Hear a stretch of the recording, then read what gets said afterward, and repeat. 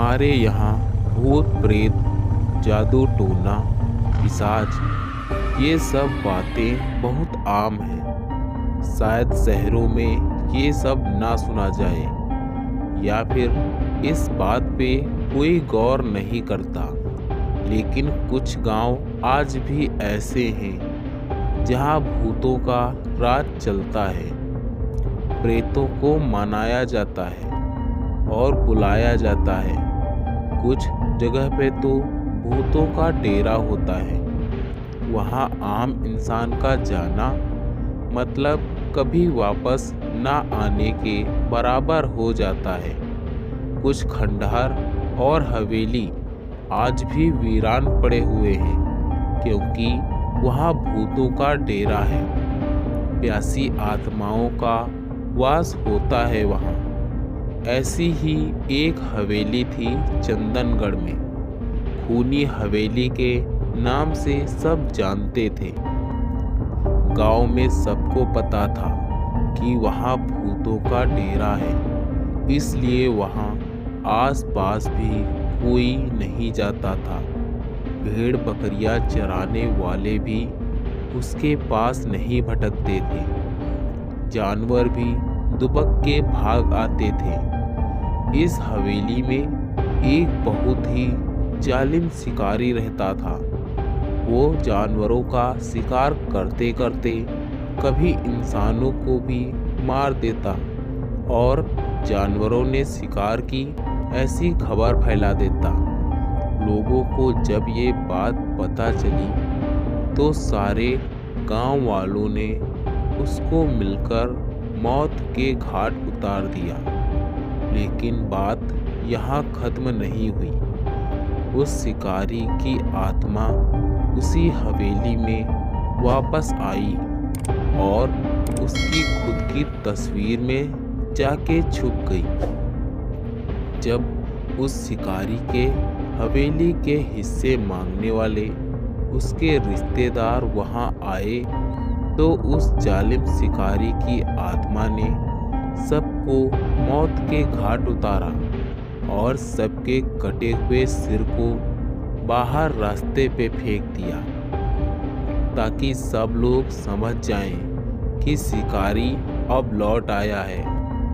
इस बात को कई साल बीत गए।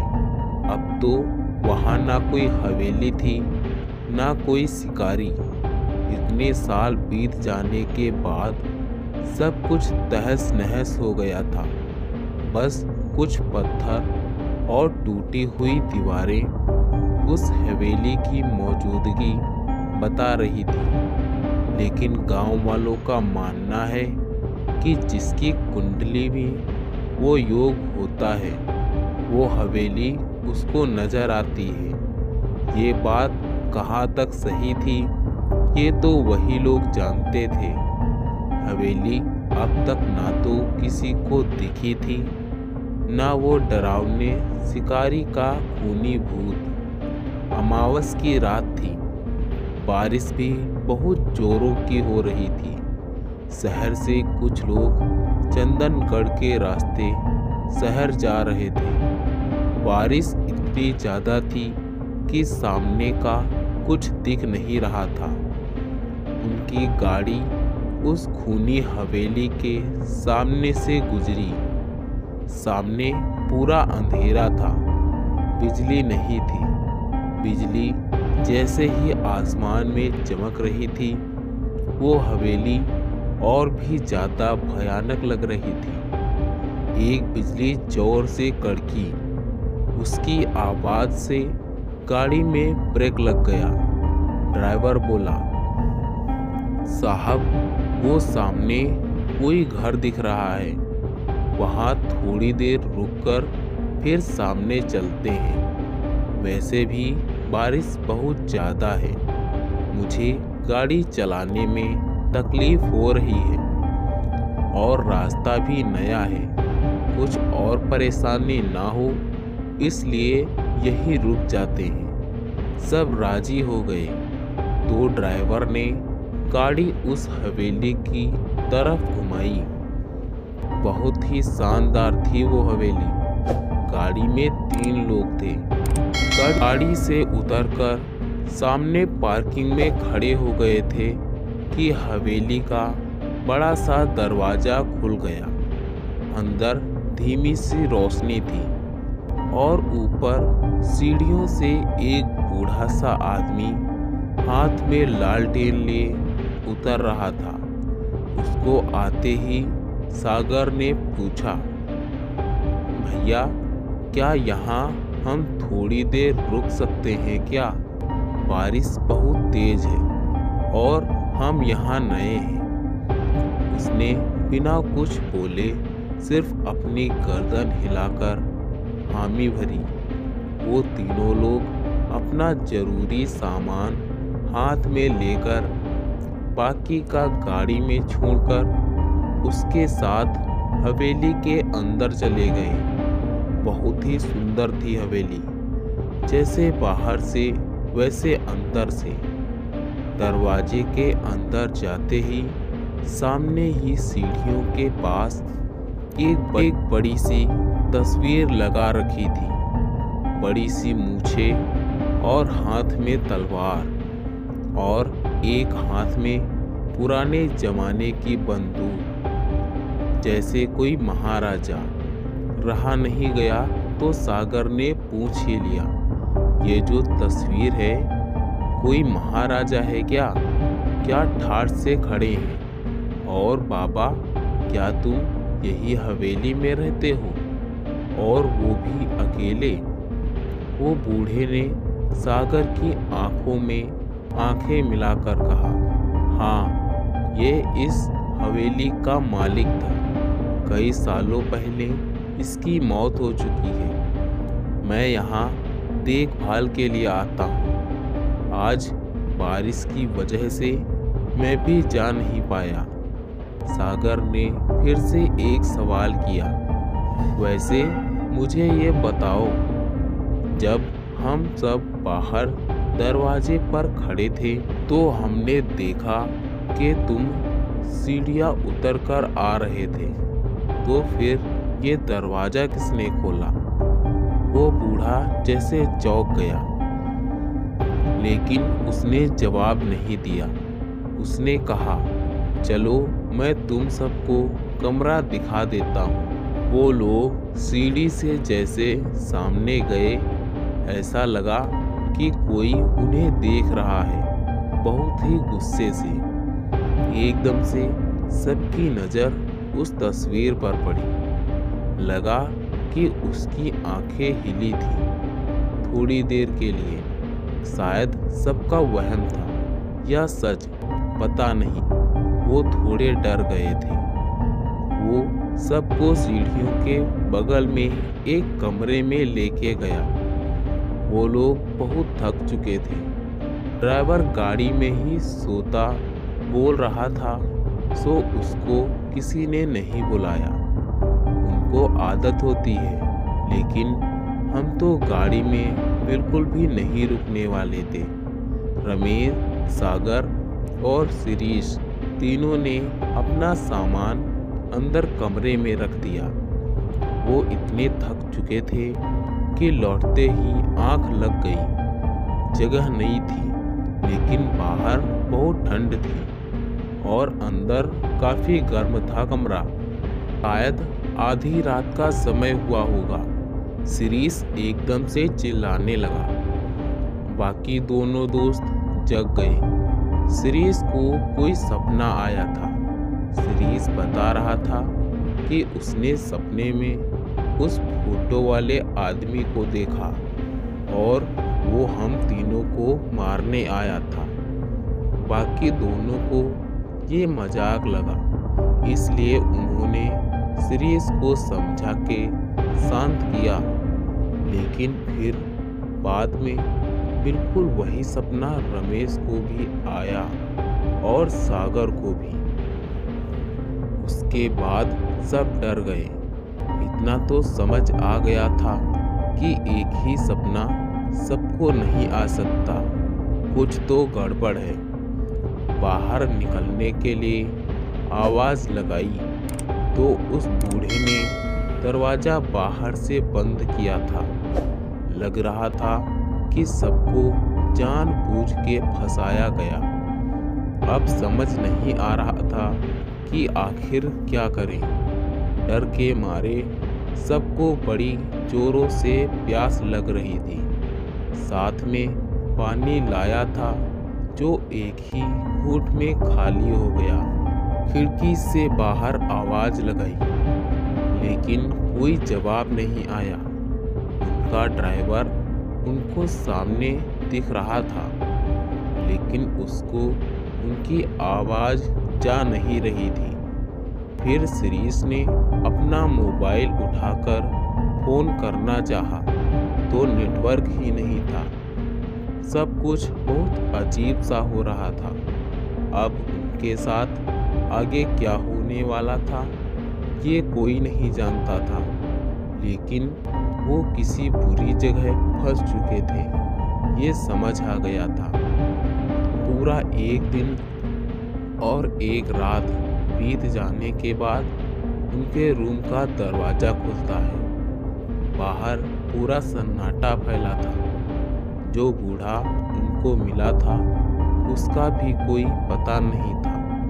तीनों दोस्त पागलों की तरह सारी हवेली छानने लगे, लेकिन बाहर जाने का कोई दरवाजा था ना कोई खिड़की। अब सब लोग ऊपर चले गए। वहां से कूदने का सोचा, लेकिन इतना ऊंचा था कि हिम्मत नहीं हो पाई। ये सब क्या हुआ यह सोच के वो आपस में झगड़ने लगे। बाद में सभी नीचे आ गए। सबको बहुत प्यास लगी थी। नल था, लेकिन उसमें पानी नहीं आ रहा था। सब जगह देखा, ना खाने का कुछ था ना पीने का। अब सब थक के एक जगह बैठ जाते हैं। क्या करें यही सोच के खुद पागलों जैसे बर्ताव करने लगते हैं। शाम होने लगी है और उस हवेली के अंदर एक शैतानी माहौल बनना चालू होता है। तभी दोनों दोस्त आपस में लड़ने लगते हैं। उनका रात का फेंका हुआ सड़ा हुआ खाना ढूंढ के खाने लगते हैं। रात बीत जाती है, सवेरा होता है। सवेरे सबको बहुत प्यास और भूख लगी होती है। सुबह फिर सब लोग पानी खोजते हैं, लेकिन अचानक सागर का पैर सीढ़ियों से फिसलता है और उसका हाथ दीवार से टकरा के खून निकलना चालू होता है। खून देखते ही शिरीष और रमेश जैसे पागलों की तरह खून को चाटने लगते हैं। तभी सागर, अरे पागल हो गए हो क्या तुम? क्या कर रहे हो? जानवर हो क्या? सागर की बात का कोई ध्यान नहीं देता, लेकिन खून चाटने से उनकी प्यास कुछ थम सी गई। लेकिन अब भूख की वजह से जान निकल रही थी। रात हो चुकी थी। शिरीष और रमेश में न जाने शैतान समा गया था उनके अंदर। वो दोनों सागर पर टूट पड़े और उसको काटने लगे। खूनी खेल चालू हो गया था। शैतान ने उन दोनों को अपने वश में कर लिया था। उस शिकारी की आत्मा ने दोनों को सागर का शिकार करने का जैसे आदेश दे दिया था। वो उसको काट रहे थे और खून को पी रहे थे। सागर की जान बची ही कितनी थी। इतने दिन का भूखा दोनों से पच नहीं पाया। सागर की मौत हो गई। शिरीष और रमेश अब उसके पास बैठ के उसका मांस खाने लगे, जैसे कोई भेड़िया मरे हुए जानवर का मांस नोच रहा हो। वो मंजर बहुत ही डरावना दिख रहा था। खून पीना और मांस खा के वो दोनों आदमखोर बन चुके थे। अब दोनों को शांत की नींद आई। सुबह सारी हवेली में सड़े मांस की गंध फैल चुकी थी। सुबह उठकर फिर से दोनों ने सागर की लाश में से खाना चालू किया, जैसे उनके अंदर का इंसान मर चुका था। रात होते होते अब उस लाश में कीड़े घूमने लगे थे। अब वो शिरीष और रमेश बगल के कमरे में जाके सो गए, लेकिन प्यास और भूख उनका पीछा कहाँ छोड़ने वाली थी। अब दोनों एक दूसरे का शिकार करने की सोचने लगे।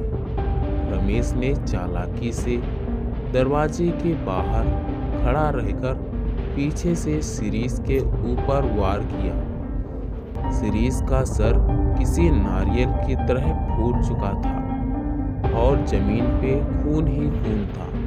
रमेश जानवरों की तरह कभी फर्श चाटता तो कभी शिरीष की लाश का मांस खाता। हैवानियत अपने चरम पर थी। शैतान उसके ऊपर हावी हो चुका था। शैतान ने रमेश को कोई सोचने का मौका नहीं दिया। वो अपनी भूख मिटा के अब आराम करने लगा। सुबह होने वाली थी। पहली किरण हवेली के अंदर पहुंची और दरवाजा खुल गया। हवेली का जैसे सालों से बंद पड़ा था। रमेश अब ठीक से चल नहीं पा रहा था। बाहर निकलकर देखा तो बारिश रुक चुकी थी। उसने उनकी गाड़ी देखी, वहां तक जैसे तैसे चला गया।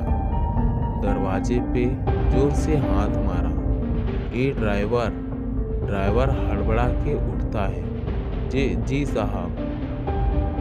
दरवाजा खोल के बाहर आता है। वो रमेश को उठा के गाड़ी में बैठाता है। साहब, बाकी लोग कहाँ हैं? ड्राइवर रमेश से पूछा। रमेश रोने लगता है। वो दोनों उस हवेली में, और जैसे ही गाड़ी की खिड़की से बाहर देखता है पूरा चौंक जाता है। वहाँ कोई हवेली नहीं थी, सिर्फ कुछ टूटे हुए दीवारें थी और मिट्टी के ढेर थे। सब कुछ समझ के परे था। खुद पागलों जैसे महसूस करने लगा था रमेश। तभी हम लोग यहाँ इतने दिन से फंसे थे उस हवेली में। तूने हमको ढूंढा क्यों नहीं ड्राइवर? रमेश चिल्ला के ड्राइवर पे चढ़ने लगा। साहब, हम सब कल रात को ही तो यहाँ आए थे, सिर्फ बारिश के लिए रुके थे। ड्राइवर डर के बोल रहा था। अब मानो रमेश का खून सूख गया। उसके साथ पिछले 4 दिन से जो हो रहा था वो क्या था? सपना या कोई छलावा?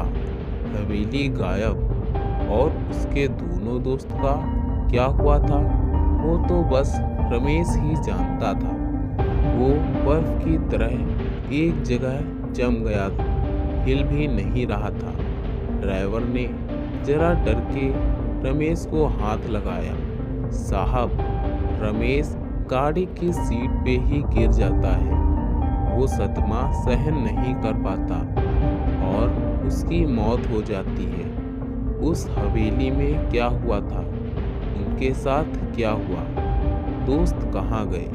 किसी को कोई पता नहीं चला। ये सारे राज रमेश की मौत के साथ ही दफन हो चुके थे। दोस्तों, ये थी हमारी आज की हॉरर स्टोरी। अगर यह स्टोरी आपको पसंद आई है तो कृपया इसे लाइक करें और अपनी राय देने के लिए इसमें कमेंट करें। दोस्तों, ऐसी ही और हॉरर कहानियाँ सुनने के लिए हमारे चैनल को सब्सक्राइब करें। धन्यवाद दोस्तों। Thanks for watching this video.